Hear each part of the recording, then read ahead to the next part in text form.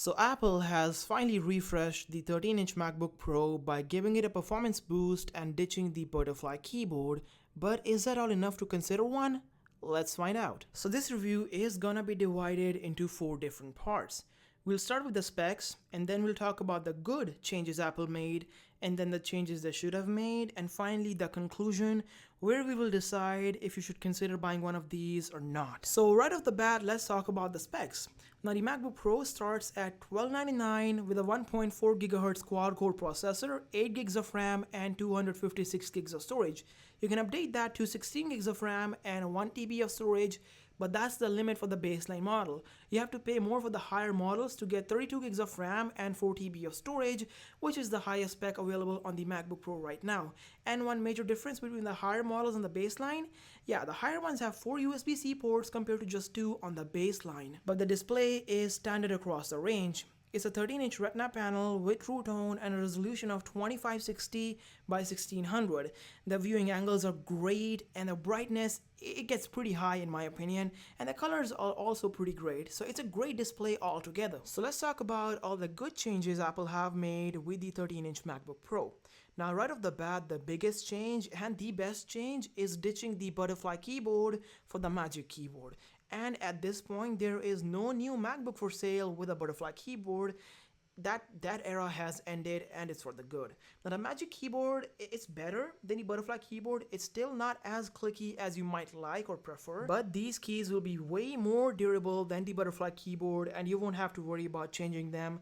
And that's a win in my opinion. Now, another good change Apple has made is by copying the 16-inch MacBook Pro, where the escape key is finally a dedicated key and not embedded inside the touch bar. And this is the best thing, and we have been waiting for this for so long. So if ever your touch bar freezes or breaks, you won't have an escape key, but this way you'll always have an escape key, which is a great thing. And also Apple has finally made some space between the touch bar and the Touch ID button.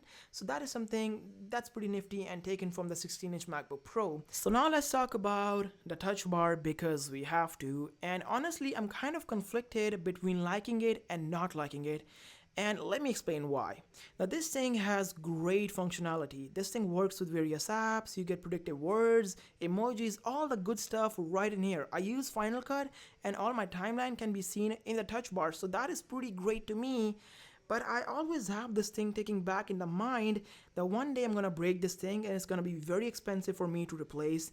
And in my opinion, replacing keys with screens is not the best idea, and that is what's happening in the auto industry right now. So yeah, I'm not a big fan of screens on keyboards, but it is what it is because this thing provides great functionality, and I'm always going to be conflicted between liking it and not liking it. Anyways, let's finally talk about the thing I have been dying to talk about since the beginning of this video, the changes Apple should have made, and oh boy, there are so many. Now my biggest gripe with this model is why not make it bigger? And I'm not talking about the footprint, I'm talking about the screen. So a few months ago, Apple used the 15-inch MacBook Pro, they shrunk the bezels and converted that thing into a 16-inch MacBook Pro. Why couldn't they do the same with this one and made it a 14-inch MacBook? There were rumors about this, there were chassis being leaked and all that stuff, but we never saw that. And I don't know why. This is probably the last MacBook Pro with this design language, and they're gonna replace it by the end of the year. And I think we should have expected and we should have gotten a bigger screen with this one to make things that much better. Now don't get me wrong, this is not a bad screen, this is a great screen, but they could have made it way better, and in my opinion they missed a shot there. So now let's talk about the second change, and I know I'm gonna get hate for this. They should have shifted to ARM right now. We all know Apple has fallen out with Intel and they gave us the crappiest chipsets. So Apple was gonna shift to its own chips, the A series with the Bionic chipset, and that would have improved the performance by way more numbers, but Apple has actually postponed that to 2021 in the wake of what we are going through right now. And in some way that's for the best, but they could have made that switch right away and they didn't, and I'm not happy about that. And they could have done that. Now let's talk about another thing that I'm not happy about is that crappy camera up front, because that thing is so old at this point. This thing was in my 9-year-old MacBook Air, and yeah, why does Apple not make it better? My 10-year-old Dell has a better camera than this thing.